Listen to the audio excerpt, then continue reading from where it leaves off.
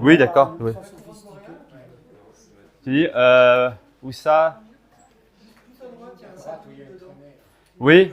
Mais, non, mais là tu es dans la. Ça, c'est l'aigle. Et là, tu as la queue de l'aigle et tu as Mons qui est ici, exactement. Tu vois l'aigle avec Altaïr, là. Tu ne reconnais pas les constellations?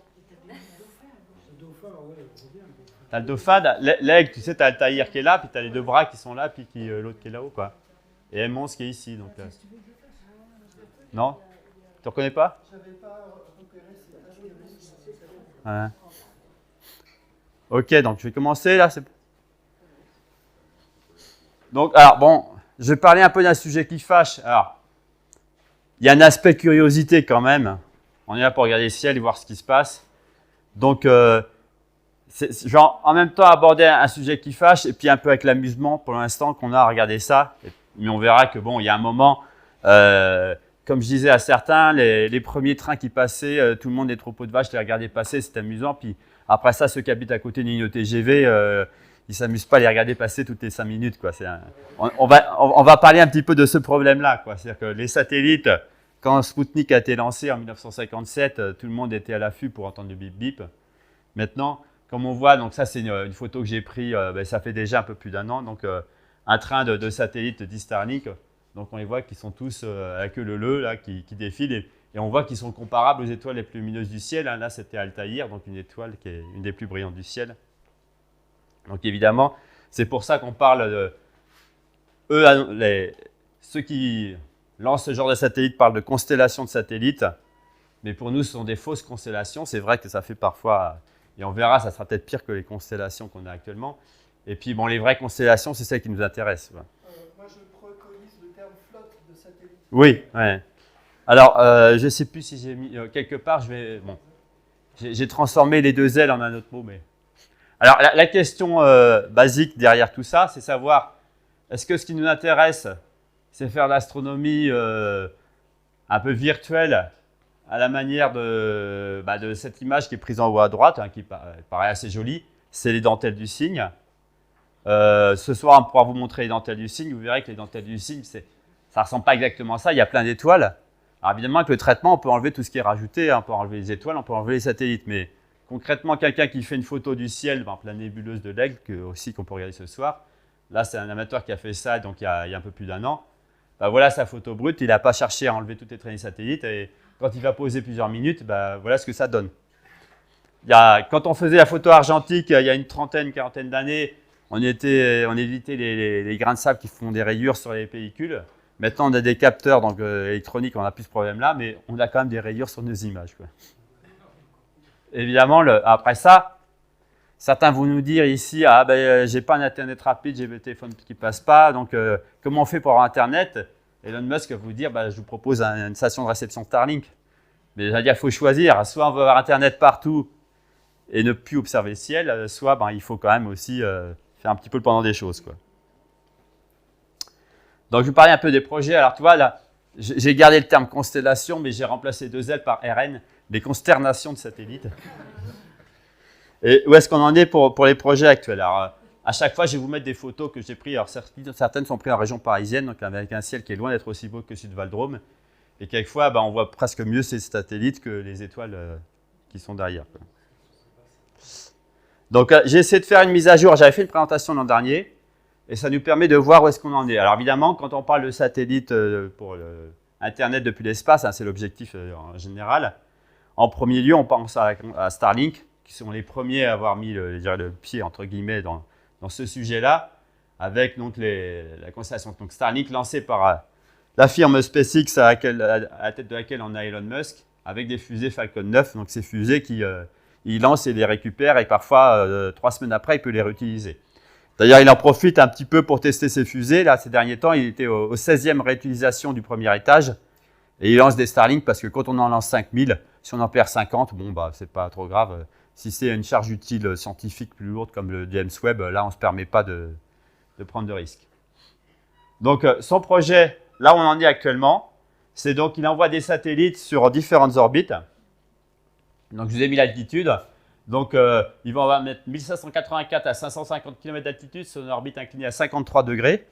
Donc, ça veut dire que En fait, ce satellite va passer sur toutes les latitudes, au-dessus de toutes les latitudes de la Terre, comprises entre moins 53 et plus 53, ce qui couvre l'essentiel, en gros, de la population ou des zones avisées.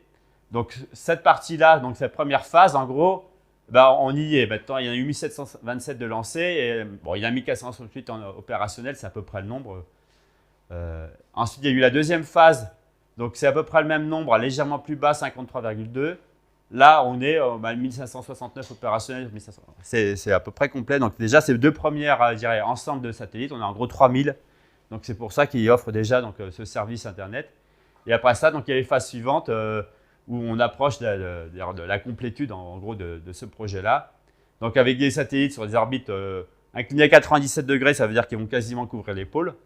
Ça, c'est pour éventuellement, en Antarctique, pour que les manchots empereurs ils puissent avoir Internet. J'exagère. Et puis à 70 degrés, bon, là, à 70 degrés, on couvre aussi des latitudes un peu plus élevées. Et donc, alors, je ne vais peut-être pas en reparler, mais peut-être le dire maintenant, c'est qui donne l'autorisation de faire quoi. Globalement, les États ont signé des accords d'utilisation pacifique de l'espace.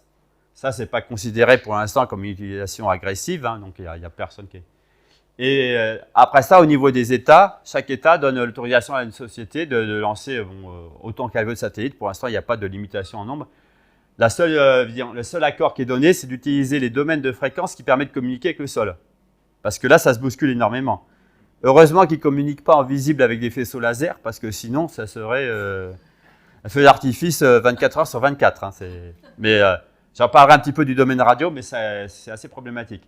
Et dans ce cadre-là, là, j'ai mis une date butoir de mars 2027. Ça veut dire qu'il a fait une demande d'autorisation, donc Elon Musk, pour cette constellation-là. Donc, pour une première phase, je ne sais plus combien on est, à peu près 5000 satellites, pour utiliser le domaine de fréquence. Et on lui dit OK, à condition que vous l'utilisiez effectivement à l'échéance de mars 2027.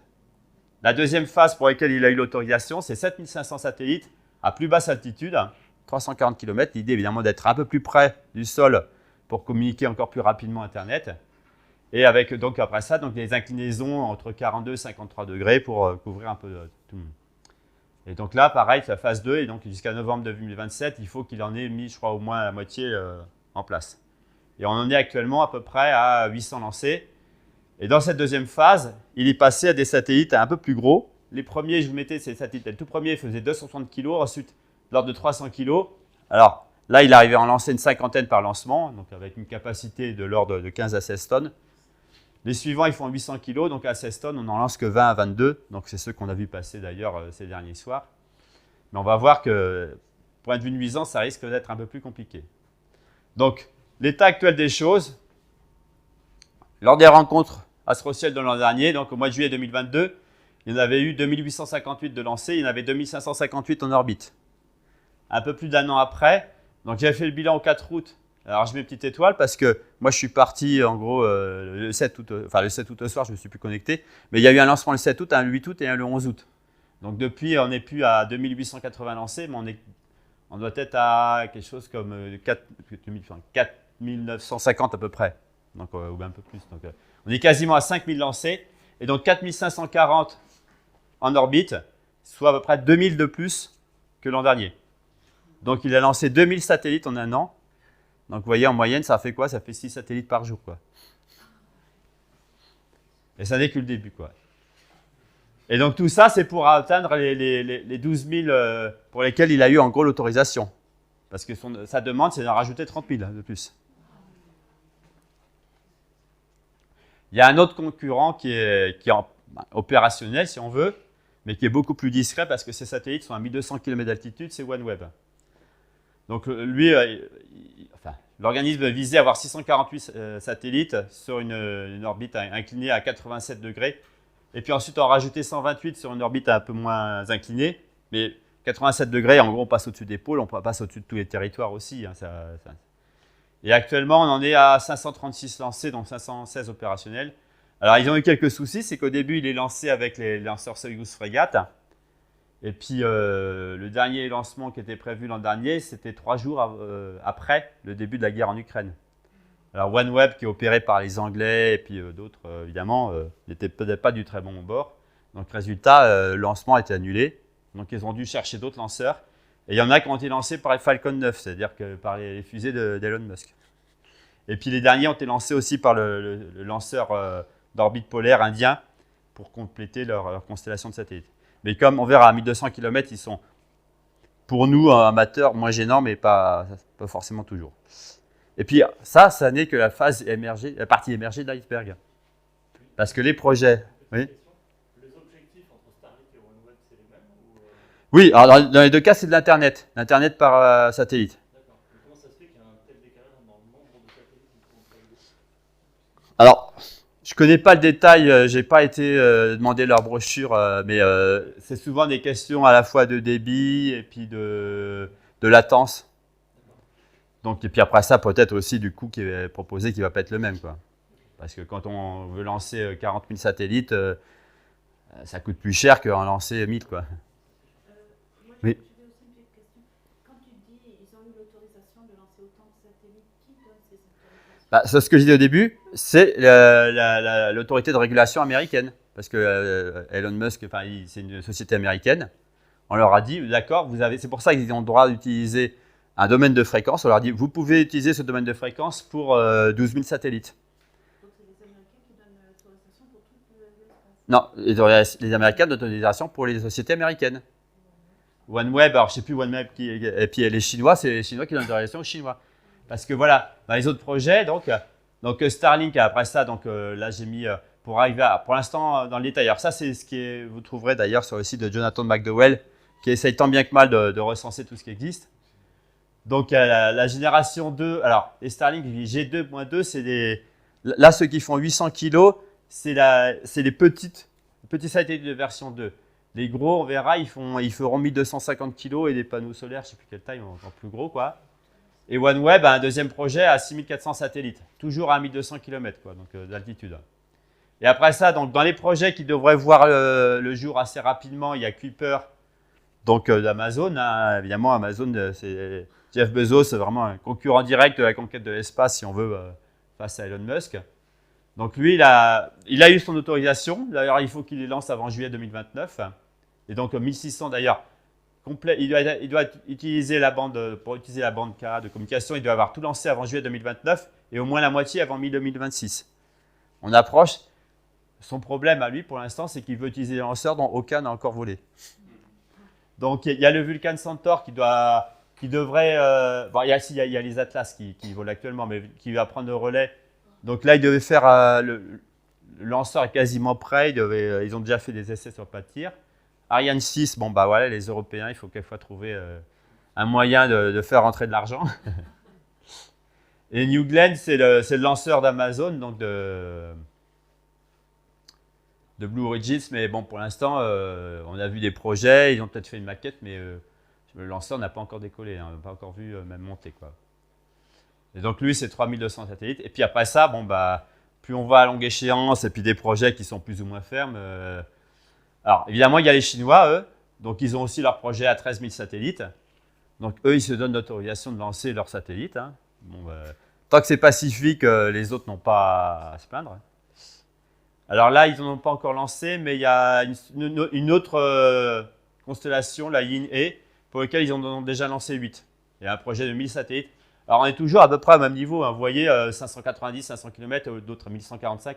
C'est typiquement entre 350 et 500 km ou plutôt autour de 1200 km. Après ça, il y a d'autres projets. Alors, je ne les ai pas tous listés. Il y en a encore plus délirants. Je ne sais pas par contre quelle est la taille des satellites. La eSpace, c'est 337 000 satellites. Hein. Quand on fait total, c'est 540 000 satellites. Sachant qu'actuellement, donc Elon Musk, il a lancé près de 5000 satellites. Donc c'est 100 fois plus.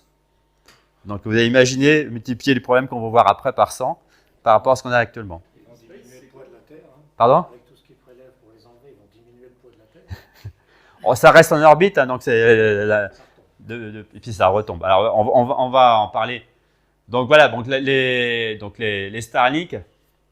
Alors ça c'est quand ils les lancent, c'est la version 1.5 par paquet de 50 à 60. Donc ils sont complètement repliés. Là ils sont empilés les uns sur les autres. Là il y en a à peu près 60.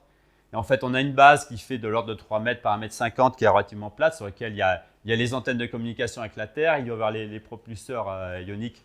Parce qu'en général, il va les lancer à 350 km d'altitude et ensuite ils vont monter d'eux-mêmes à 550. Quoi. Et sinon, après ça, donc, ils déploient un panneau solaire qui, pour les Starlink de version 1.5, fait de l'ordre de 25 mètres carrés. Donc ça, c'est les 1.5. Version 2, donc on passe d'un panneau solaire qui fait 23 mètres carrés à 2 panneaux solaires dont le total fait 105 mètres carrés. Donc évidemment, les satellites, au lieu de faire 300 kg, ils font 800 kg. Donc, et la version, ça, c'est ce qu'ils appellent la version 2 mini. Après ça, on parle de la version 2 définitive, qui est quasiment la taille d'un satellite de communication qu'on met habituellement sur l'orbite géostationnaire. 1250 kg et 260 mètres carrés de panneaux solaires. Alors, évidemment, ça a de la puissance, comme ça, et là, ils peuvent vraiment arroser, mais on verra que les panneaux solaires qui sont grands dans l'espace, c'est un petit peu ça qu'on voit ici, comme sur cette photo qui a été prise. Donc, ça, c'était le 11 août, c'était quand? Je sais plus quel. C'était le 11 août au soir. Donc, voilà, ils ont été lancés le matin à 7 h et à 10 h du soir, on les a vus passer. Donc, là, il y en a 22 en fait, parce qu'il y en a un qui est un peu plus brillant ici. En fait, il y en a deux qui sont très proches. Voilà, bah, j'ai mis le 11 août. Ouais. 11 août, passage à 22h10. Alors, ceux-là sont lancés sur des orbites pour l'instant inclinées à 43 degrés, ce qui fait que ceux qui sont dans le nord de la France ne les voient pas trop. Mais bon, on aime bien profiter du sud et du ciel qu'on a ici, et ils passent quand même assez haut dans le ciel. Alors après ça, voilà, donc là j'avais récupéré un peu les publicités que propose SpaceX. Alors c'est l'an dernier, je sais que les prix ont diminué. Donc bon, là 150 lancements, c'était il y a un an, maintenant on est quasiment à 200 lancements. Voilà, 2400 satellites, maintenant on est quasiment à 5000, donc en un an. Et ils annonçaient déjà de 250 000 utilisateurs.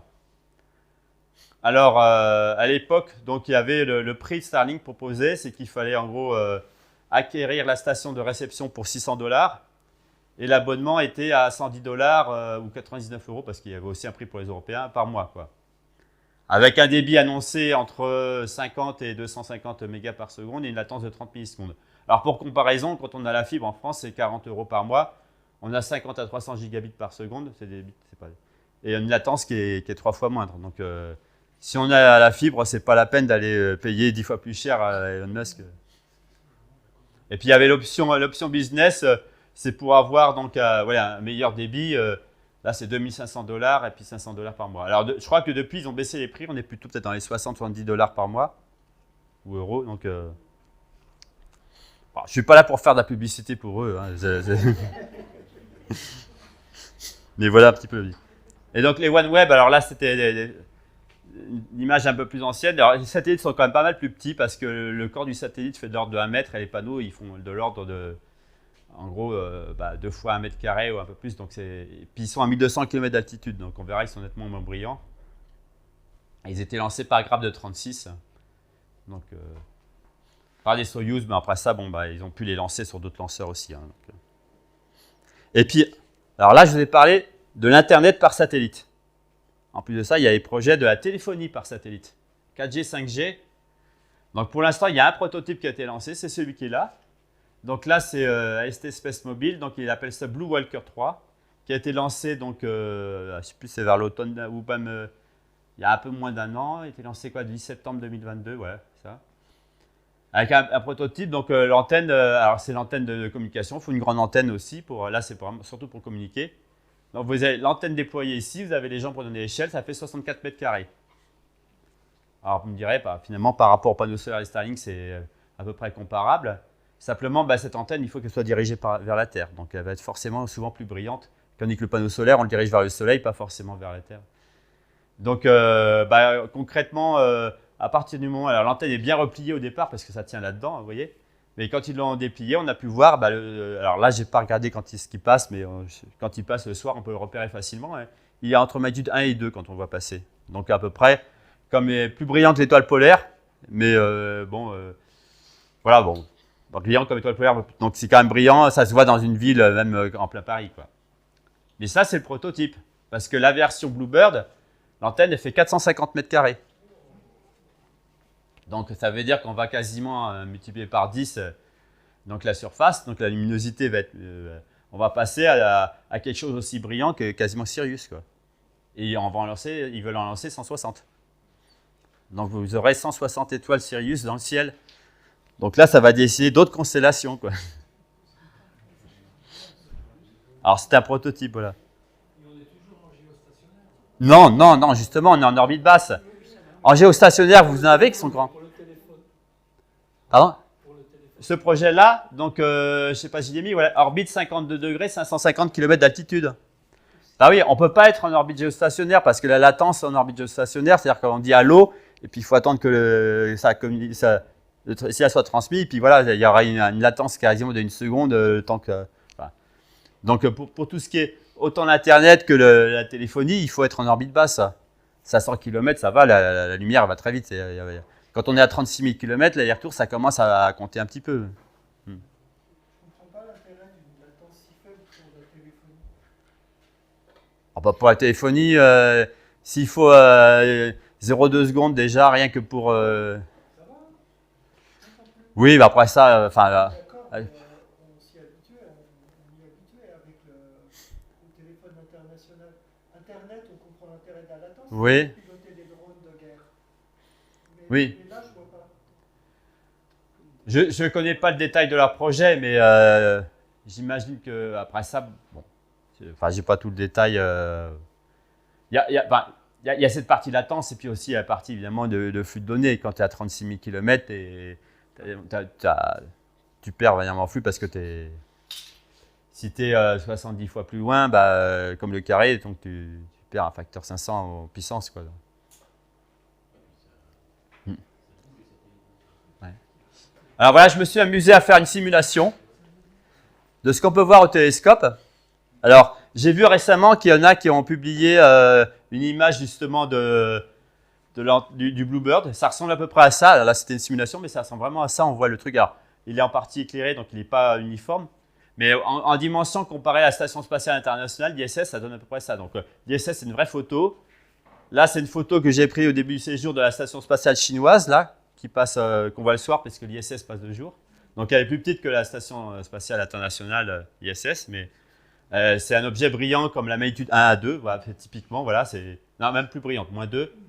Donc un peu plus brillante d'ailleurs que ces antennes-là. Et puis bon, les Starlink nouvelle génération, à l'échelle, ça devra donner ça, quoi. Donc bon, là, j'en ai dessiné que quelques-uns, mais vous imaginez qu'on en aura. Donc si vous avez un télescope qui suit, si ça vous amuse, là par contre, c'est un peu d'amusement, ben, on peut arriver à. Maintenant, les satellites, ça ne sera plus que des petits points, c'est-à-dire que même au télescope, on pourra voir la forme. Alors, un petit résumé sur les différentes orbites. En gros, après ça, il y a des qualificatifs que j'ai mis moi. J'ai pris un petit peu des largesses par rapport à ce qui est officiel. Hein. Tu me rectifieras, hein, Fabrice, s'il faut. Donc, en gros, il y a ce qu'on appelle LEO, le Low Earth Orbit, qui en gros va on va dire de 200 à 2000 km. Donc, vraiment très bas, 200-300 km. C'est là souvent où la plupart des satellites vont être largués par leur lanceur avant de rejoindre leur orbite définitive. C'est-à-dire que là, on est suffisamment hors atmosphère pour pas qu'il y ait un freinage immédiat. Sauf parfois quand il y a un peu d'activité solaire et puis Elon Musk, à un moment, il ne s'est pas méfié. Il a fait un lancement, ils allaient larguer à 250 km d'altitude et 48 heures après, ils sont tous retombés dans l'atmosphère. Parce que suite à une éruption solaire, le freinage atmosphérique était plus important et ils n'avaient pas assez anticipé et donc ils ont brûlé dans l'atmosphère. Il y a eu un lancement comme ça, enfin brûlé, il y en a je sais plus 40 sur 50 qui sont retombés, quoi. Voilà, alors après ça, donc voilà, ces orbites de transfert, et la durée de vie donc est très courte parce qu'on a quand même un freinage atmosphérique qui fait qu'un objet qui est entre 200 et 300 km d'altitude, au pire, en quelques années, il va retomber dans l'atmosphère, surtout si en période de soleil actif, le freinage est plus important. 450 à 600 km, en gros, voilà, c'est la plupart des distances visées, parce que là, on a une durée de vie qui va être typiquement de 10 à 30 ans. Ça dépendra un peu du type de satellite, hein. C'est l'altitude à laquelle on va trouver la Station spatiale internationale, la station chinoise, le télescope spatial Hubble. Et donc, bon, bah, certains comme Hubble ou l'ISS ou les stations spatiales chinoises, de temps en temps, il y a.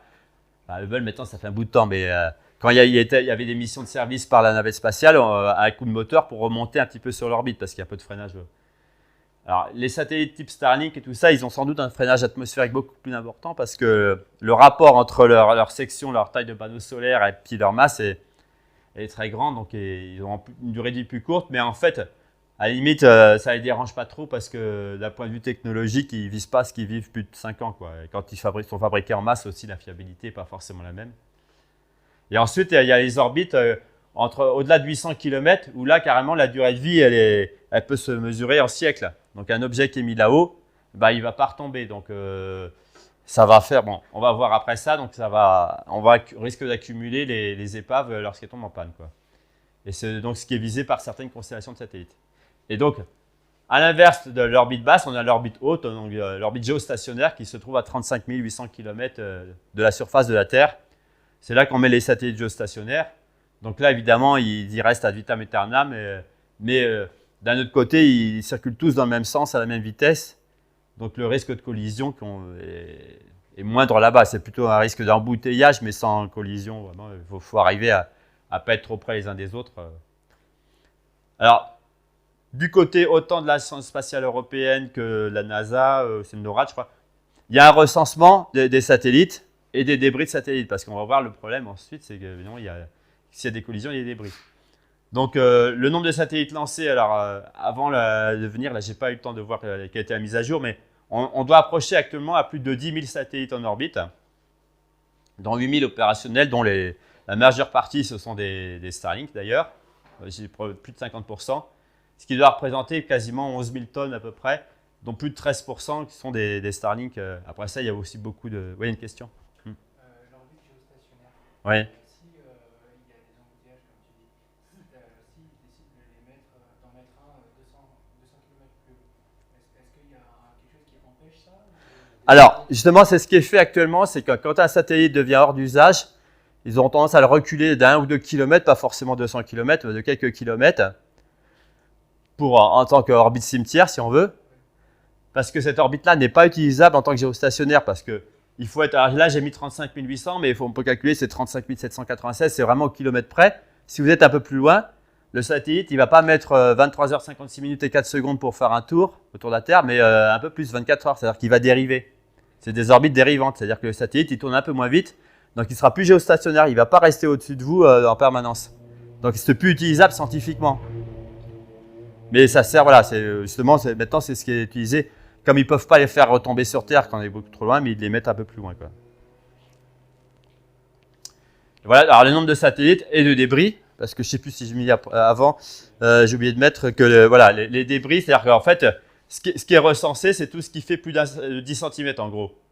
Donc en 2022, maintenant, ça se trouve, on approche les 40 000. Il y avait 40 000 objets de plus de 10 cm dont on connaît la trajectoire. Et si on va sur des objets 10 fois plus petits, on va multiplier par un facteur plus que 10, on doit être autour de 1 million d'objets de plus d'1 centimètre. Alors évidemment, le problème, c'est un objet de 1 cm à ces altitudes-là, et il voyage à 28 000 km/h. Donc, c'est plus qu'un projectile. Une balle de fusil, c'est 3000 km/h. Là, on est à un facteur 10 près, donc ça fait des dégâts. Et puis, donc voilà, moins graphique aussi qu'il faudra mettre à jour.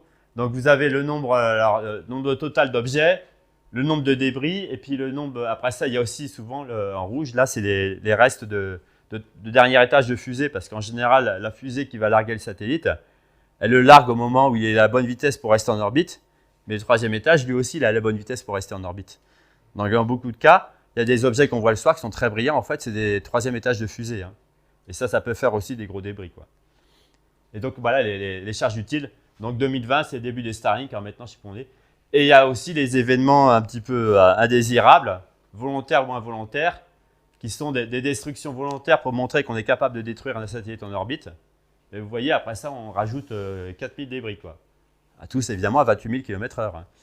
Et puis, bon, là, il y a une collision donc involontaire entre deux satellites. Et puis, à nouveau, la Russie, donc là, c'était en novembre 2020. Je ne sais plus si... Voilà, quand on s'amuse, en fait, on met beaucoup de cochonneries. C'est charge utile. C'est-à-dire, c'est les satellites fonctionnels, en fait. C'est de l'anglais. Ouais. Excusez-moi, bon, il y a des trucs qui sont en anglais. N'hésitez pas à dire si...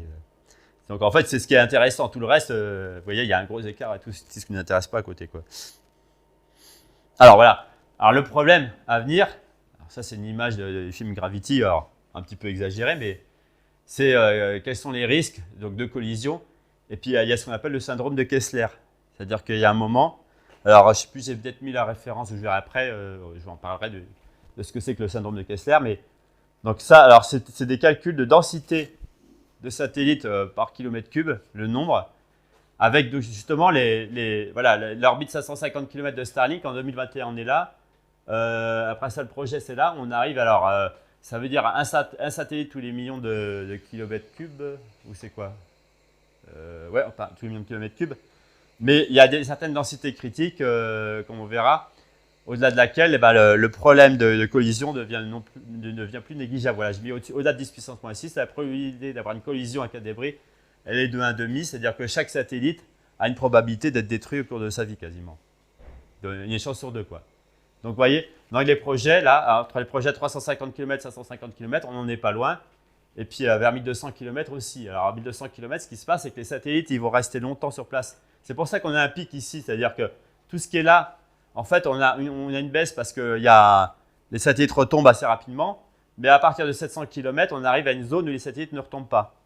Et d'ailleurs, en réalité, dans cette zone-là, on en est quasiment pas loin. Alors, ça dépend évidemment des altitudes, mais du cas où le nombre d'objets à cette orbite-là ne fait qu'augmenter, même si on ne lance plus de satellites. Parce qu'il y a déjà des débris et les phénomènes de collision, ils se produisent régulièrement et il n'y a rien qui retombe. Donc, c'est une orbite qui est un petit peu boudée. Si vous voyez, c'est pour ça d'ailleurs que les constellations visent plutôt 1200 km où il y a plus de volume ou 550 km, mais plus ici parce que là, on sait que si on met un satellite là, il a beaucoup plus de chances d'être détruit, quoi. Alors, je ne vais peut-être pas rentrer dans les détails, mais alors, le syndrome de Kessler, donc il y a une publication, c'est l'idée de la risque de formation d'une ceinture de débris après une collision en chaîne et qui s'entretient. Et un jour, alors peut-être que ça palliera au problème de réchauffement climatique si on a un nuage de poussière autour de la Terre qui lui bloque le soleil, mais ce n'est pas forcément très souhaitable. Alors, le problème après ça, voilà, c'est que les satellites, on en met pour faire de la communication, mais ils n'auront pas une durée de vie infinie. Donc, pour les Starlink, actuellement, il y a eu à peu près 10%, on a un petit peu moins maintenant, ils sont un peu plus fiables, des orbites, des satellites qui étaient non fonctionnels. Alors, pas forcément hors de contrôle, mais pour certains, il a fallu les désorbiter parce que les récepteurs ne marchaient pas, etc. Donc, voilà, donc ça fait. Alors, le problème, c'est que il faut les faire descendre aussi. Ils sont à 550 km, il faut les descendre pour qu'ils retombent rapidement dans l'atmosphère. Donc, quand ils sont manœuvrables, sinon, ils vont redescendre de manière incontrôlée. Voilà, et après ça, ce que je mettais, les collisions, en gros, ça fait la moitié des débris qui sont, surtout à partir de deux événements, quoi. Les autres problèmes qu'il y a, c'est que les lanceurs eux-mêmes ne sont pas forcément très propres. SpaceX, alors on parlera aussi des nuisances, ce qu'il a fait pour les nuisances, mais ils essayent finalement d'être pas si sales que ça, entre guillemets. C'est qu'ils récupèrent leur premier étage déjà, donc ils ne tombent pas n'importe où, contrairement souvent aux lanceurs russes ou surtout les Chinois. Ils laissent retomber leur premier étage. Alors les Chinois, ça ne les dérange pas si ça tombe sur un village, il y a tellement de population. Et puis là-bas, les gens n'ont pas trop le droit de se plaindre. SpaceX, ils récupèrent déjà le premier étage. Et pour le deuxième étage, on verra un exemple. En général, il faut quand même, quand ils ont un petit peu de marge de carburant, il faut une chute contrôlée. Ils le désorbitent assez rapidement, donc ils le ralentissent un petit peu pour qu'il tombe, et de préférence dans une zone qui est du côté du Pacifique Sud où il n'y a aucune île, où là on essaye en général de faire tout retomber dans l'espace pour être sûr de toucher personne au sol, quoi. Mais bon, sinon, il y a déjà, ça fait donc des risques de victime pollution. Et alors, par pollution aussi, il y a l'autre problème, c'est que les fusées, c'est pas si propre que ça, hein. On utilise du carburant. Alors, il y en a, justement, les SpaceX, je crois que ça marche au kérosène, hein. Après ça, il y a des projets au méthane qui sont un peu moins polluants, donc c'est bon. Ça reste quand même du CO2 qu'on va produire, mais avec le nombre de lancements qu'on va être obligé, donc en fait, si on veut entretenir ces constellations-là, il faudra 10 fois plus de lancements qu'actuellement. Et à ce moment-là, l'impact sur l'altération de la couche d'ozone et voire des règlements climatiques pourrait être comparable au trafic aérien. Donc, il est déjà pas négligeable, n'étant pas forcément la première source de l'augmentation du CO2 dans l'atmosphère, mais ce n'est pas négligeable non plus. Et puis, donc, la retombée, c'est-à-dire, quand je disais les satellites ont une durée de vie de l'ordre de 5 ans, ça veut dire que tous les 5 ans, il faut renouveler. Donc, si on a 12 000 satellites opérationnels, en gros, ça veut dire qu'il faut en refaire tomber 7 par jour, et en lancer 7 par jour, quoi. 7 par jour, ça veut dire 2 tonnes de satellites qui tombent sur la Terre par jour. Alors, je comparais par rapport aux météorites, ça fait ça fait 25 fois moins. Mais bon, les météorites, ces jolies étoiles filantes qu'on voit dans le ciel, souvent c'est des grains de sable. Il y en a plein, mais un petit grain qui brûle l'atmosphère, en général, ça n'a pas tué les moindres personnes au sol, quoi. Là, le risque, c'est qu'à terme, pour 12 000 satellites, il y a une chance de 1 sur 17 000, en gros, qu'un satellite fasse une victime au sol. Si on en a 12 000, ça veut dire qu'on peut approcher à un moment, donc sur 10 ans, le risque d'avoir quand même une personne tuée par une radiation de satellite. Oui. Il semblait qu'ils avaient calculé leur satellite pour qu'ils s'évaporent complètement avant la chute. Enfin, avant l'arrivée. Oui, alors ça, c'est pas moi qui ai fait le calcul, mais apparemment, il y a quand même quelques débris. Alors, c'est vrai que leurs satellites, la plupart brûlent bien l'atmosphère parce que, en gros, c'est des plaques qui se déploient et mais il doit rester une des parties de la base quand même qui doit retomber. Je sais pas. Enfin, bon, je sais plus qui a fait le calcul. J'ai plus trouvé, mais voilà, c'était. C'est le risque de par satellite en général ou Starlink? Oui, alors bon là, Souvent, c'est les je pense. réservoirs qui se désintègrent pas bien. Oui, mais bon, alors, normalement, la retombée de l'étage est contrôlée, mais bon. Je dis, les gros Starlink, à mon avis, ceux qui font 1250 kg, ça va être plus chaud, quoi. Il y aura les panneaux solaires, eux, ils brûleront, mais la base sera aussi quand même importante. Tu vois. Alors après ça, donc, je vais parler un petit peu des nuisances. Nous, en tant qu'astronomes, alors, pour l'instant, on s'amuse à les voir passer, mais quand vous faites une photo du ciel avec une petite galaxie, là, et puis une grosse traînée blanche, alors là, c'était l'ISS, hein, j'ai triché un petit peu, mais voilà. Je peux vous montrer. Alors, on va s'amuser à regarder des photos. Alors, avant ça, je parlais là jusqu'à présent un peu du problème qu'il peut y avoir entre satellites et les collisions. Maintenant, bien le problème d'un point de vue des astronomes, c'est que voilà, ces satellites, ils sont en orbite, ils ne sont pas très hauts, on va dire entre 350 et 600 km d'altitude. Et puis, il y a une zone du ciel où ils vont être éclairés. Donc, alors, je ne sais plus, j'ai mis le graphique ici. En gros, nous, on est là, et tous ceux qui sont là, ils sont encore éclairés par le soleil parce qu'ils sont suffisamment hauts. Et nous, il fait nuit, mais on va les voir éclairés. Alors, je ne vais pas rentrer dans les détails des calculs, mais en gros, déjà, quand vous avez un certain nombre de satellites autour de la Terre, ce n'est pas parce qu'on voit un hémisphère du ciel en étoile qu'on voit la moitié des satellites. En réalité, si on prend ceux qui sont à plus de 15 degrés au-dessus de l'horizon, à 600 km d'altitude, on ne voit que 1,3%. Mais 1,3% de 1000, ça fait 13. 1,3% de 5000, on en est à... si je fais le calcul, ça fait combien? Ça fait... Ça fait trop, mais ça veut dire que actuellement, on en est, si on prend au-dessus de 15 degrés de l'horizon, actuellement, on a à peu près 60 Starlink en permanence. C'est à peu près ça. Pardon? C'est le concept. Voilà. Évidemment, pour que vous puissiez avoir suffisamment de connexion Internet, il faut qu'il y ait... Mais bon, d'un point de vue astronomique... Alors, quand ils ne sont pas éclairés, pour nous, ça ne nous gêne pas. Par contre, j'avais calculé, si vous voulez, pour qu'ils soient, alors un petit delta qui est la hauteur au-dessus de l'horizon, pour qu'ils soient en gros éclairés ou pas éclairés jusqu'au zénith, c'est-à-dire qu'il y aura un côté du ciel, ils seront éclairés, un côté, ils ne seront pas éclairés, en limite, il faut que le soleil il soit à 24 degrés sous l'horizon. Alors, ça fait 18 degrés sous l'horizon quand ils sont qu'à 350 km d'altitude, mais 24 degrés, en gros, c'est plus que la nuit noire. La nuit noire, c'est quand le soleil est à 18 degrés sous l'horizon.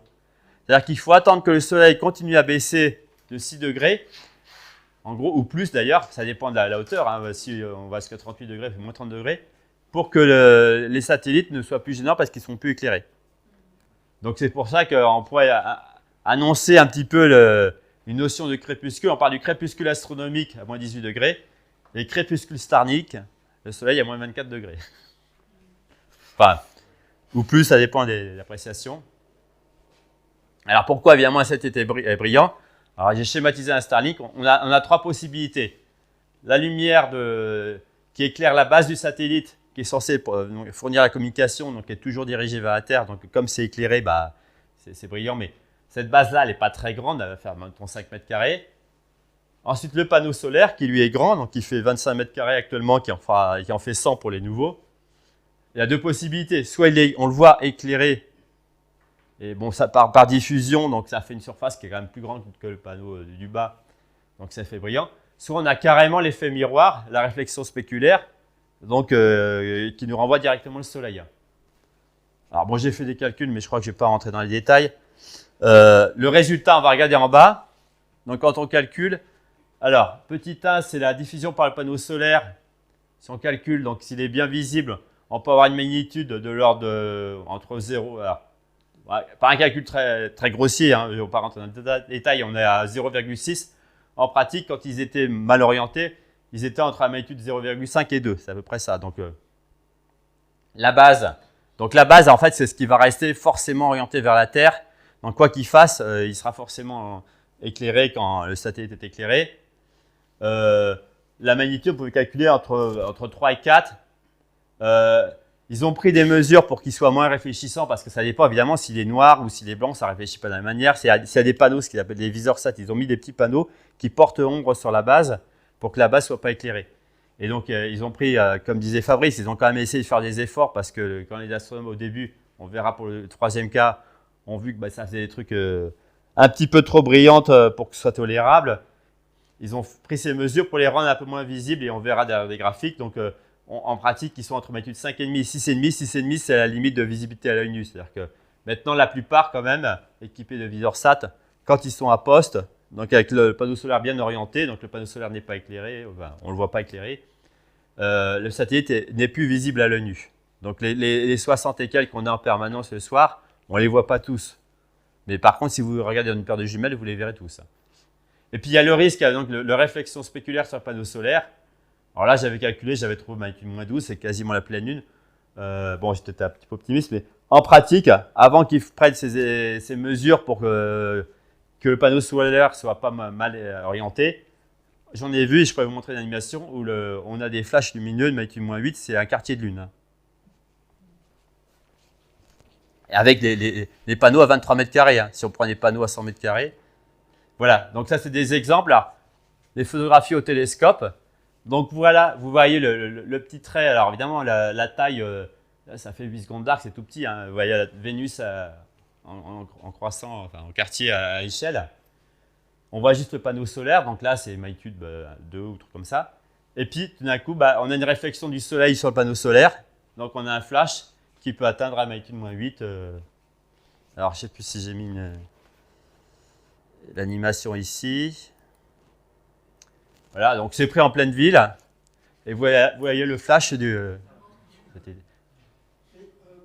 de t'interrompre, mais depuis que je suis ici, j'ai vu 2 flashs. Je ne sais pas si c'est Starlink ou autre. Ouais.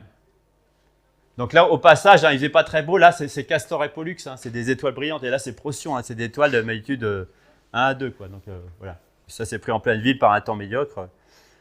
Et alors, bon, il y a ce qui est contrôlé, ce qui n'est pas contrôlé. Alors, un petit peu de géométrie pour savoir, donc je vous parlais de l'histoire des 24 degrés. Là, c'était même il y a plus d'un an, mais avec Tiami 700 satellites, voilà où ils étaient tous répartis. Donc quand on est au-dessus de 53 degrés de latitude, on voit qu'il y en a moins, il n'y a que ceux en orbite polaire. Mais en gros, nous, si on est là, on va être là, donc là, on est dans la nuit astronomique. Et, ce qui va se passer, c'est que les satellites, ils peuvent être de côté opposés au Soleil. Donc là, c'est la nuit. Non, c'est le jour, pardon. Là, ouais, non. Là, c'est la nuit et c'est le jour ici. Donc, s'ils sont au-delà de là, ils ne sont pas éclairés. Par contre, là, ils peuvent être éclairés. Ils peuvent être éclairés du côté antisolaire ou du côté du soleil. C'est-à-dire que là, en fait, ils seront à contre-jour, donc ils seront moins brillants. Par contre, quand ils seront de ce côté-là, ils peuvent nous renvoyer, alors ça dépend un petit peu de la géométrie, mais ils peuvent nous renvoyer la lumière du soleil. Et là, ça peut faire des flashs. Mais c'est ça qui va faire que dans certains cas, bon, je ne vais pas rentrer dans les détails, suivant l'endroit où ils passent, on les voit, on ne les voit pas. Ils peuvent être du côté nu, je ne vais pas rentrer dans les détails. Mais alors voilà, donc, sinon, pour les mesures qui ont été prises pour les rendre justement moins brillants, ça c'était avant qu'ils se préoccupent de savoir comment les orienter et faire qu'ils ne soient pas trop brillants. Donc, les satellites, ils étaient en gros autour de la magnitude 5 quand ils étaient à poste, c'est-à-dire qu'on les voyait bien à l'œil nu, quoi. Et puis quand ils ont rajouté ce qu'ils appellent le viseur SAT pour les rendre un peu plus sombres, ils ont pu quand même décaler de 1,5 magnitude, c'est en gros les rendre 4 fois moins brillants. Et à ce moment-là, donc, ils sont à la limite de visibilité à l'œil nu. Mais l'objectif qui a été demandé un petit peu par les professionnels, c'est d'être au-delà de la magnitude 7 pour qu'on n'ait pas des traînées aussi brillantes que ce que je vous ai montré sur une photo, pour que ça n'altère pas trop les images. Donc en pratique, les Starlink qui sont autour de la magnitude 6,5 et les OneWeb qui sont plus hauts et plus petits, on est plutôt vers la magnitude 7,5, 8. Donc là, 7,5, 8, ça devient limite visible aux jumelles, quoi. Et donc voilà, donc là c'était donc, une série de mesures qui ont été faites des Starlink et des OneWeb. Donc vous avez, en fonction de la distance, donc Alors là, c'est la distance. Alors les OneWeb, ils sont forcément… bon, il y a quelques-uns qui sont en train de monter sur l'altitude, mais ils sont forcément quasiment au-delà de 1200 km, puisqu'ils sont à 1200 km quand ils sont pile au-dessus de notre tête, mais quand ils sont à l'horizon, ils sont plus loin. Et comme je vous disais, vous voyez, même à ce moment-là, voilà, ils sont souvent au-delà de la magnitude 8. Hein, 8. Et les Starlink étant plus proches, bah, déjà, ils vont être, puisqu'ils sont plus proches, ils vont être plus brillants. Et puis, donc, on est passé des Starlink standards qui étaient à magnitude voilà, 5,5 ou 5,5 quand ils étaient au zénith à peu près bon, 6,5, 7. Donc, on est à peu près dans les objectifs, mais c'était avec les versions 1.5. Avec les nouveaux, je ne sais pas ce que ça va donner, quoi. Et donc, après ça, les histoires de soleil levant, soleil couchant, vous voyez, c'est évidemment en fonction de la position par rapport au soleil. Quand ils sont dans la bonne position, là, ça peut faire des flashs. Et puis, alors, là, ce qu'on appelle l'albédo effectif, c'est-à-dire qu'en fait, leur pouvoir de réflexion, quand on dépasse 1, ça veut dire qu'on a l'effet miroir. C'est-à-dire que 1, si vous voulez, ce serait un satellite blanc comme la neige, mais qui diffuserait complètement. Quand on est en réflexion spéculaire, on va avoir plus qu'une diffusion. Donc, voilà, c'est qu'on a des effets donc, en fonction de la direction du satellite. Quand on va étudier leur luminosité, c'est jamais évident parce que ça dépend de la forme, etc. Quoi. Pas rentrer dans les détails. Donc voilà, là j'avais un exemple justement des satellites. Là, c'était à 48 heures d'intervalle. Un passage, d'ailleurs, en fait, c'est le passage du précédent. Donc en fait, les satellites étaient moins loin. Mais à contre-jour, donc on les voit à peine, on en voit quelques-uns. Et puis au contraire, bien éclairés, et là on les voit très bien. Quoi. Donc ils peuvent être bien ou… Alors, impact prévu sur les observations. Alors, non, j'ai pas un…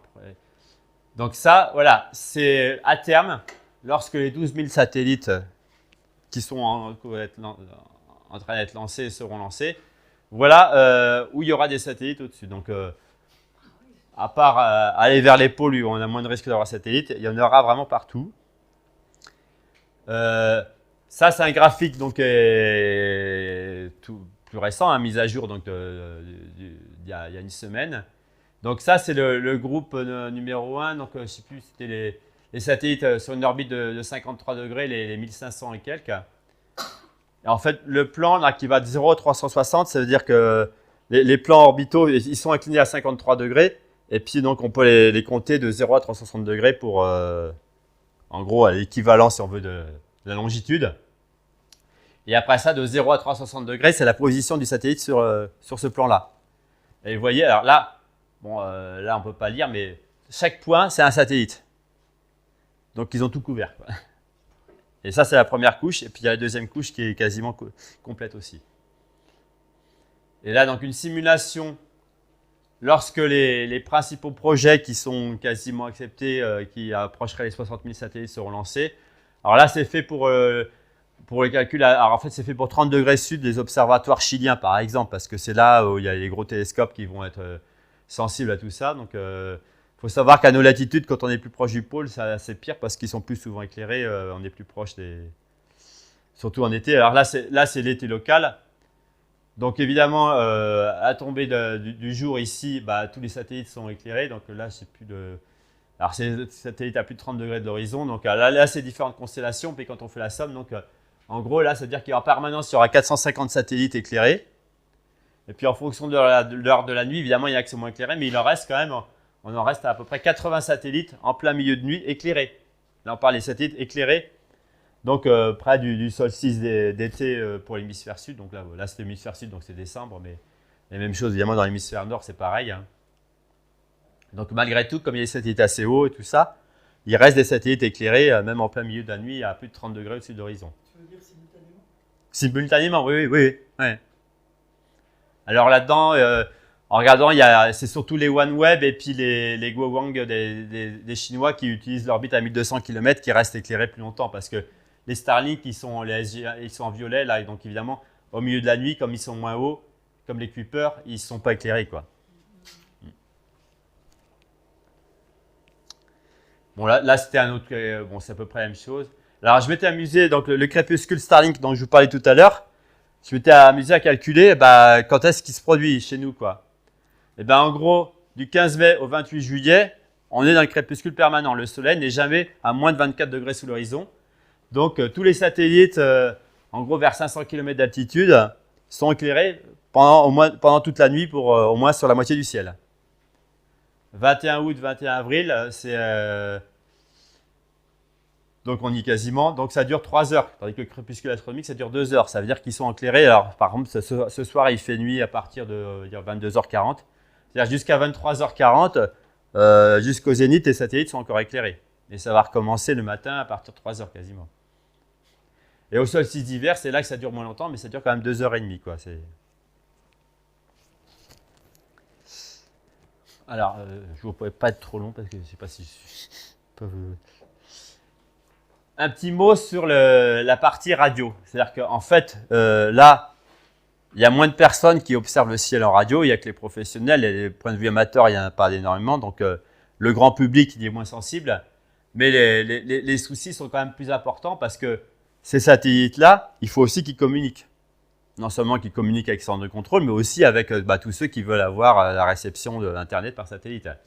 Donc, ils vont utiliser des bandes de fréquences qui sont… alors, normalement, il y a des petits domaines pour lesquels les observateurs scientifiques leur laissent un petit peu la place. Enfin, en gros, c'est plutôt dans l'autre sens, c'est-à-dire que celui qui a les plus gros chéquiers, il va acheter un domaine de fréquence. Et en général, quand on a une compagnie comme Starlink qui brasse des milliards de dollars, ils ont un chéquier plus gros que le CNRS s'il veut acheter tout un domaine de fréquence pour pouvoir faire fonctionner la station de Nancy. Donc nous, on récupère voilà, ce qui reste, mais plus ça va, plus ils vont être gourmands en domaine de fréquence. Et donc, il y a des domaines dans les bandes L, C, K, etc. Donc, c'est par là. Et c'est là où se trouve, donc, vous voyez, en rouge, là, il y a le VLA, il y a le Progesca, et puis même les Noema et Alma arrivent un petit peu proches des bandes K qui sont allouées à ces satellites. Le problème aussi, c'est que, bon, évidemment, il ne faut pas observer dans ce domaine de fréquence parce que, en gros, c'est comme si ces radiotélescopes, ils cherchent à voir, mettons, Pluton. Et puis, quand on est sur une émission d'un satellite, c'est le Soleil qu'on a à côté, quoi. Donc, évidemment, votre télescope, si vous regardez Pluton télescope, ça va. Si vous avez pointé le Soleil, sans filtre, ça ne va pas aller. Dans certains cas, l'intensité des récepteurs, des émetteurs des satellites est susceptible de dégrader les récepteurs des radiotélescopes si ça passe dans le champ, quoi. Donc, ça, c'est la première chose. Mais en plus, comme ces satellites sont fabriqués en série et pas forcément d'une qualité extraordinaire, il y a souvent un petit peu, ça bave entre guillemets sur les domaines de fréquence à côté. C'est-à-dire que même s'il y a 1 pour 1000 ou 1 millionième à côté, ça peut perturber les observations. Et donc, notamment à Nancy, ce n'est pas uniquement les satellites type Starlink, mais il y a d'autres satellites, tout ce qui est GPS aussi, qui gênent. Et de temps en temps, il y a des données qu'il faut jeter ou alors des domaines de fréquence et il faut filtrer tout ça. Oui. Il y a un problème aussi de pollution d'une fréquence pour la météo qui est liée aux Oui. précipitations. Alors, c'est pareil, les opérateurs n'utilisent pas cette fréquence, mais je crois que Starlink utilise une fréquence d'onde des harmoniques. Ouais, c'est vers 24 GHz, je crois. Il y a vers 22 ou 24 GHz, c'est une fréquence de l'émission de la vapeur d'eau et ça permet de sonder, par exemple, la hauteur des nuages et toute cette météo, de voir évidemment, si l'Internet par satellite utilise ce domaine-là, on ne pourra plus faire de cartes de nuages et on ne pourra plus faire de prévision de météo quasiment, quoi. Au moins, c'est utilisé plus pour la climatologie, mais… Les harmoniques, mais on sait que ces émetteurs vont baver sur les harmoniques. Voilà, c'est ça, c'est ce que je disais. Donc, et point de vue puissance, ça veut dire, là on parle quelquefois des puissances de watts, et puis quand on observe un objet ou en astronomie, on parle de 10-20, des gens ski qui sont 10-20 watts, quelque chose comme ça. Il y a des milliards d'ordres de grandeur entre les deux. Hein. Voilà, là je présentais un exemple. Donc là, c'est une antenne espagnole de Yebes. Ils observent entre 40 et 75 GHz et ça couvre une partie des bandes. Alors je ne sais plus laquelle, la KV ou la V. Voilà, bande KA, voilà, 27-40 GHz. Et puis bande K, 27. Donc déjà, on est vraiment au bord de ces bandes. Et puis après ça, les harmoniques, ça risque de tomber. Et pourtant, on essaye de faire de la science dans ces domaines-là. Mais… Et le problème du côté scientifique, c'est que maintenant qu'on veut essayer d'observer de plus en plus de choses, on a des récepteurs qui vont couvrir, là, ce que je vous montre un exemple de spectre, on va couvrir en fait tout le domaine là, ça va de 30 à 50 GHz. C'est bien, on voit plus de choses, mais on va avoir aussi de temps en temps plein de parasites, quoi, à cause des satellites. Alors après ça, voilà, je vous montre des petites illustrations de ce que vous avez peut-être déjà vu ou pas vu. Donc là, c'est quand on cherche à voir, mais maintenant on va voir sans même chercher à voir. là, c'est donc, alors je sais plus c'est quoi, 1h30 après le lancement. Alors il y en a un qui me demandait à quoi ça ressemble les Starlink juste après le lancement. Donc après, en fait, là, le lancement a lieu de Cap Canaveral, ça passe au-dessus de la France 20 minutes après, et ça repasse donc 1h50 après une orbite. Et là, c'est ce qu'on a 1h50 après. Donc le petit trait ici, c'est les 50 Starlink. Et ça, c'est le dégazage du troisième étage, du deuxième étage, pour retomber après ça dans l'océan Indien. Donc, et donc ça fait comme ça, on a... Alors maintenant, ces derniers temps, il lançait plutôt à des inclinaisons de 42 degrés, donc ça passait pas tout à fait au-dessus de la France. Mais voilà ce qu'on pouvait voir l'an dernier à 3 ou 4 reprises. Alors évidemment, ça fait un joli papillon dans le ciel, hein, on se demande ce que c'est, mais...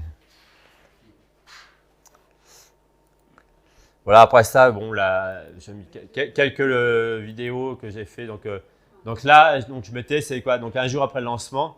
Donc là, c'est à l'époque, ils ont lancé 50. C'est ce qu'on a pu voir quasiment le 11 au soir, quoi. On était un peu moins d'un jour après le lancement. Donc, j'en ai plein, là. J'ai fait, donc ça, c'est un jour après le lancement. Ça, c'est 2 jours après. La plupart, voilà. Alors là, c'est fait même... Alors là, c'est... Je crois que c'est Altaïr, en fait, l'étoile brillante. Hein. Donc, pour vous donner une idée, c'est que souvent, ils sont brillants. Donc là, vous voyez, la météo, c'est pas génial. On a des nuages qui passent, c'est près aux 135 mm. Bon, après ça, j'ai peut-être donné un coup de pied dans le trépied. Hein, alors, en plus, celle-là, je sais plus. Il y en a, j'ai accéléré d'un facteur 2 la vitesse. Hein, mais voilà. En réalité, ça va moitié moins vite, mais bon, c'est pas. Hop là. Bon, là, c'était une autre photo qui est prise aussi. Alors là, c'est pris à un plus grand champ, celle-là. Non, c'est 135 mm aussi. Donc là, c'est 3 jours après. Voilà, bon là, il ne faut pas très beau. Alors là, c'est le cygne, hein. Constellation du cygne avec la Vega de la Lyre là-haut, le cygne et puis des nuages. Et dans certains cas, ils sont magnitude 0. Hein. C'est plus brillant aussi brillant que Vega au moins. Et donc là, je ne sais plus quelle est l'exposition individuelle. On est là, je suis peut-être au 15e de seconde, 20e de seconde, quoi. Pour qu'il soit ponctuel. Hein.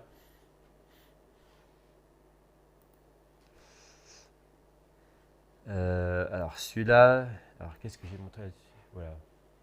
Bon là, j'ai accéléré. Donc là, c'était plus longtemps après. Alors, bon, là, c'est accéléré 12 fois. Hein. C'est juste pour... Avec la grande ours ici. Hein. J'ai envie de dire, non, vous n'êtes pas en Ukraine, là, vous êtes en France. C'est pas les Russes qui tirent. Et en fait, je crois qu'on voit passer dans l'autre sens, mais à la fin, il y en a qui montent à droite. Là. Voilà, hop là. En fait, c'est aussi un Starlink que j'ai regardé à l'époque où on pouvait à peu près suivre encore qui est quoi. Mais... Et alors là, voilà, ça c'est bon. C'est les OneWeb. Alors, les OneWeb, il faut les chercher parce que là, c'est près aux 135 mm et on en voit un qui passe là. Mais voilà, il faut vraiment les chercher pour les voir parce que là, ils sont pas mal plus faibles. Donc là, je crois qu'il y en a 4 qui passent. Donc, je n'ai pas cadré exactement comme il faut. C'est vraiment. Par contre, le brillant, ça doit être un Starlink. Mais il doit y en avoir 4 qui passent. Voilà, il y en a un autre qui passe là. Bon, là vraiment, ils sont magnitude autour de 7,5 8. Et encore, là, ils n'étaient pas encore à 1200 km d'altitude. Hein. Donc, il doit y en avoir encore 2 autres. Parce qu'ils sont lancés par paquet 36, donc ils se suivent les uns les autres. Oui.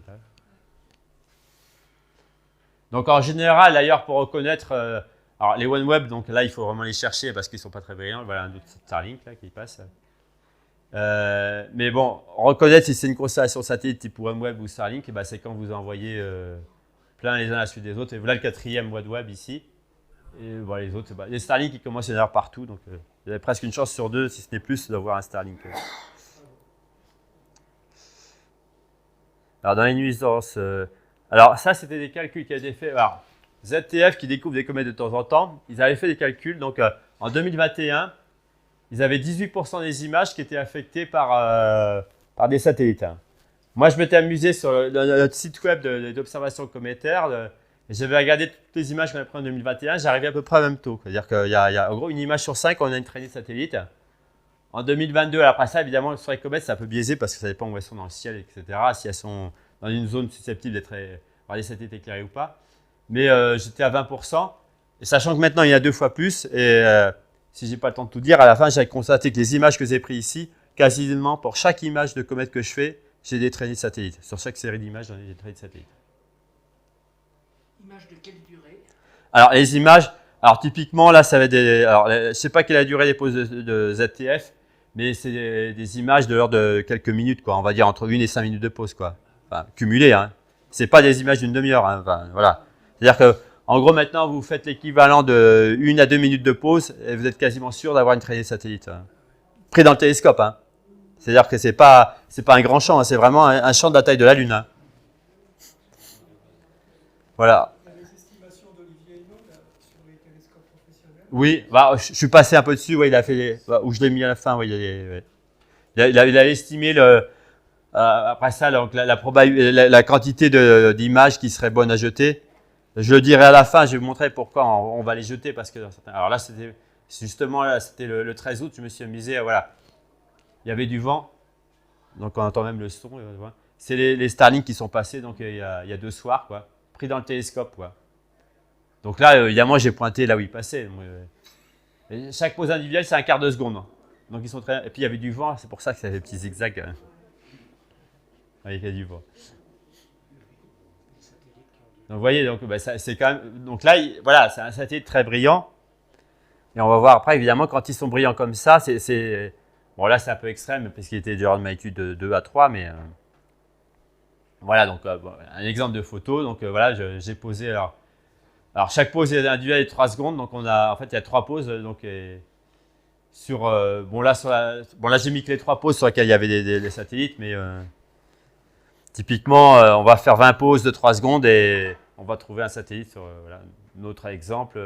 Donc là, vous voyez, donc en fait, c'est 3 satellites différents, hein, parce qu'on voit qu'ils ne sont pas exactement alignés là.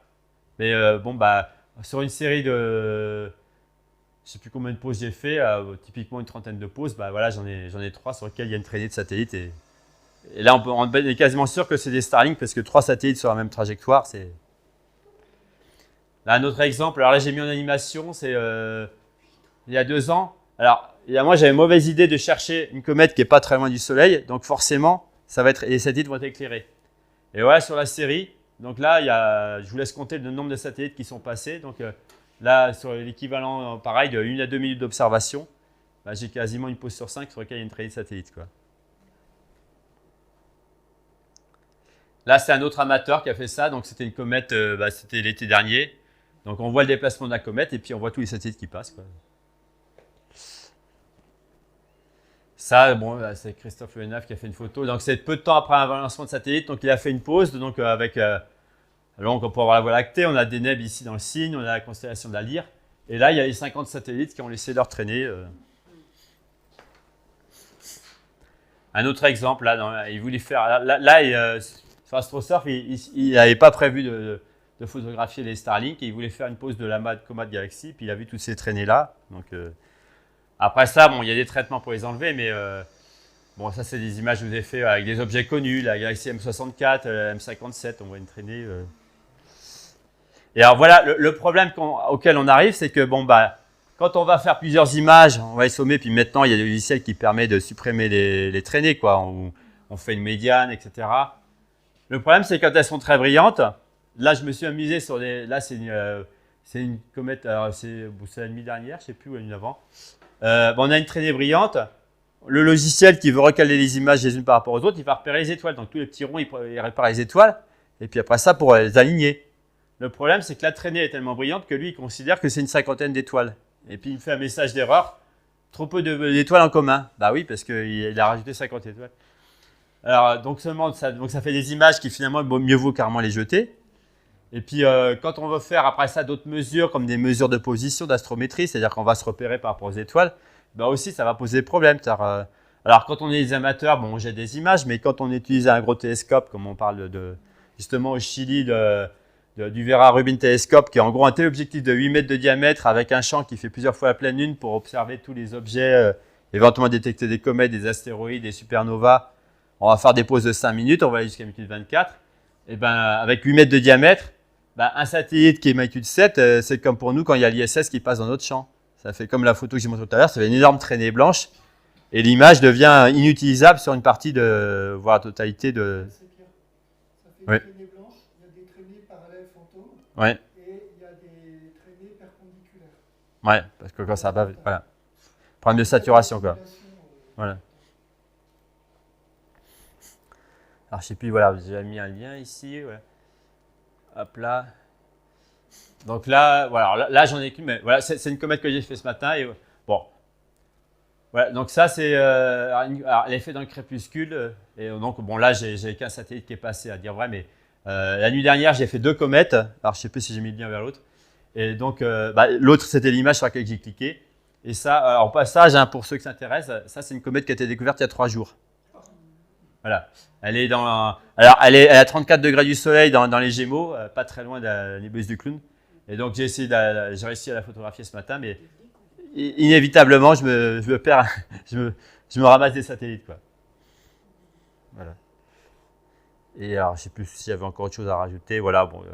Là, par contre, grand champ, j'ai fait une animation, là. Donc, alors j'ai un peu traité. Et voilà, donc, alors là, c'était fait en plus pas très loin de la région parisienne, et c'est même pas le ciel de Val-de-Drôme. Et bon, et on voit donc des satellites qui tournent dans tous les sens. J'ai calculé en moyenne, on a 5 à 7 traînées de satellites sur. C'est un an. Hein. Maintenant, j'imagine qu'on fait une pause comme ça avec un champ d'un 24 mm, vous allez trouver une dizaine de traînées de satellites en permanence. Hein.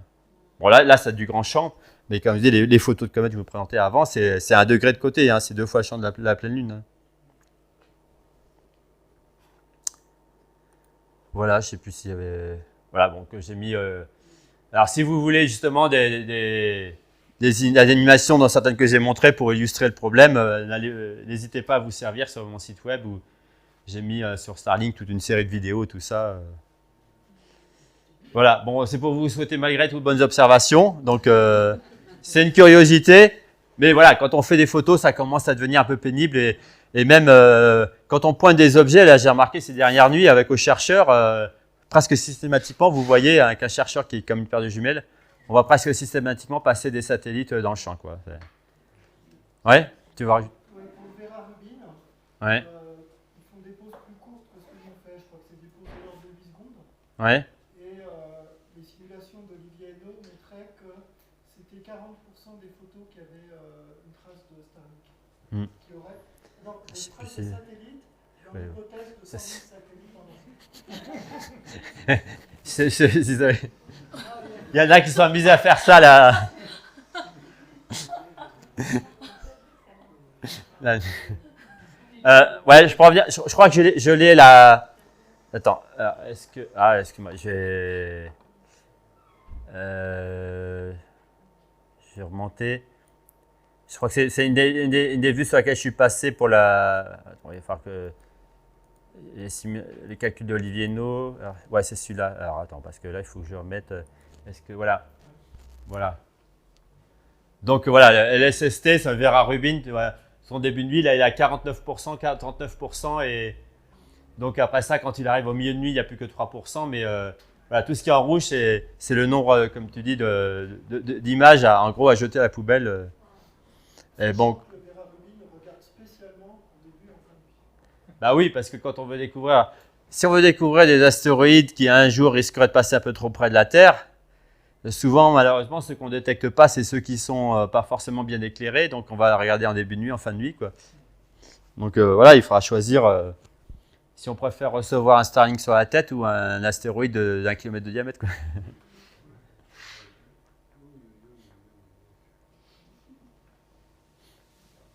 Voilà, puis on retrouve voilà la nuit astronomique et puis le 24 degrés du crépuscule Starlink. Alors pour certains c'est le cas, puis pour d'autres même pas. Enfin bon. Voilà. Est-ce que vous avez des questions?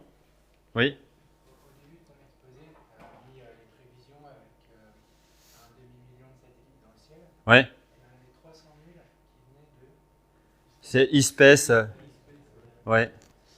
Alors c'est sur le site de Jonathan McDowell. Donc c'est ce que j'ai pris. Alors, après ça, donc les projets, ça varie un peu d'une année à l'autre. Il y a des projets qui sont. C'était celui-là, ouais. Donc il y a toute une série. Donc il y en a, comme je dis, le Kuiper Amazon, ça, il a même l'autorisation. Donc là, c'est vraiment. Je pense que le type de satellite est bien conçu. Après ça, les projets avec beaucoup plus de satellites, ils sont. Je ne sais pas dans quel état ils en sont. dans la liste, il apparaissait même pas le projet là qu'il appelait Iris, lancé par Thierry Breton de la Commission européenne. Il disait on va faire nos Starlink à nous là. S'ils arrivent dans 10 ans, il n'y aura plus de place pour les envoyer. Space, c'est aussi un truc d'internet, non? Espèce, alors je sais pas si c'est. Alors là, je peux pas te dire si c'était de la téléphonie ou de l'internet, mais bon. Oui. En gros, lui, sur chaque plan, il met au lieu d'en mettre 60 par plan, il en met 12 000 par plan, et puis voilà, après ça on multiplie par 30 plans. Enfin, c'est. Ça fait penser à des espèces d'engouement à la mode de chacun avoir son satellite. Ah bah bien sûr. Oui. Alors un jour ça va se collapser. Bah, ce que je dis, c'est que voilà, bon, quand il y avait au début du XXe siècle, quand il y avait 3 pelés attendus, qu'il y avait une voiture, bah, il n'y avait pas de problème d'embouteillage sur le périph'. Maintenant qu'on a tous notre voiture et qu'on la prend pour aller bosser, tout le monde va au même endroit. Bah, le périph' le matin, même mettons presque 24 heures sur 24, le périph' parisien, bah, ça bouchonne, il diminue la vitesse et puis de toute manière on est obligé de ralentir. Le problème dans l'espace, on n'a pas le droit de ralentir. Si vous ralentissez, vous tombez. Donc je vous laisse imaginer arriver à 130 km/h sur le périph' bouché, ça va mal se passer. Bah, dans l'espace, voilà, c'est en gros, tout le monde est à 28 000 km/h. Bah, tout le monde ne marche pas dans le même sens. Il y a des blancs à 90 degrés. Bah, 28 000 avec 90 degrés d'angle, ça fait des vitesses relatives de l'ordre de 40 000 km/h. Même si ça fait 300 kg, ou s'il reste qu'un boulon, dans tous les cas, ça fait des dégâts, quoi. Ouais. Il y a un problème aussi avec toutes ces sociétés, c'est qu'il y en a qui vont faire faillite. Forcément, c'est la loi du capitalisme. Et quand elles auront fait faillite, eh ben, elles ne désorbiteront pas ce qui reste. Et, Faut qu'elle fasse faillite au bon moment, quoi, en fait, avant de lancer, quoi, pas après. ouais. Et pour les satellites qui seront à 1000 km d'altitude, enfin 1200, Ouais. ça va être un réel problème. Ah, je vous disais déjà, autour de 700-800 km, là, c'est Christophe Bonal, il disait, on est quasiment au syndrome de Kessler actuellement. On lance plus de satellites parce que le nombre de débris augmente, quoi. À 1200 km, on est plus loin, donc le volume est plus grand, mais une fois qu'on aura atteint le seuil, bah, ça va être pareil. Hein. C'est-à-dire, on ne pourra plus envoyer quoi que ce soit, quoi. Et même d'ailleurs, maintenant, pour les lancements, ceux qui lancent des satellites, ils savent, les lanceurs, que il y a un risque. Est-ce qu'il faut l'assurer que le satellite, quand vous l'envoyez en orbite stationnaire, il doit passer forcément entre 200 et 1200 km. Il y a un risque, alors je ne sais pas combien il est, que le satellite soit abîmé avant même d'arriver à poste, quoi. Et il n'y a rien d'européen dans tout ça. Alors, en fait, dans les projets, là, je ne les ai pas tous listés. Il y aura un projet français, je ne sais plus lequel c'est, mais ce n'est pas le Iris de la Commission européenne. C'est un autre. OneWeb, c'est pas européen? Alors, OneWeb, alors c'est un consortium. Hein. Il y a les Anglais, mais je sais plus, il y a du participation américaine aussi. Je sais plus, mais c'est anglais surtout. Alors, les Anglais, est-ce qu'ils sont européens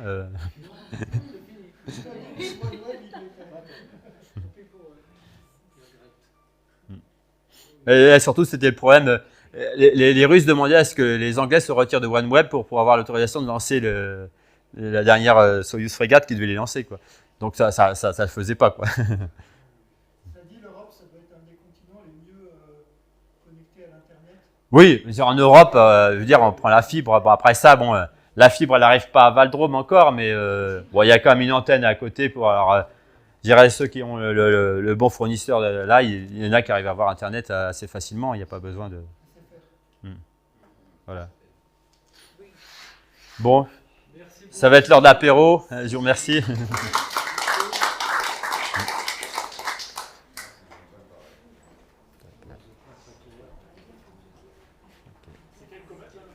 Ça, c'est la comète Neowise là que j'ai mis en fond d'écran là. Donc ça, c'était autour du